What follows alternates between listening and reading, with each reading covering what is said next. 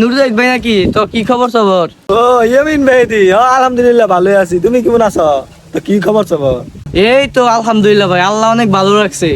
ও তাইলে তো ভালোই। তাইলে অনেক কি কাম কাজ করো? কামের কথা কইলে ভাই, আমি তো ইঞ্জিনিয়ার, এই একটা কোম্পানির মধ্যে জব করতেছি আর কি। ও আচ্ছা। তো তুমি কি করতেছো ভাই বর্তমান? কি আর কই ভাই, আমি তো বর্তমানে ডাক্তার।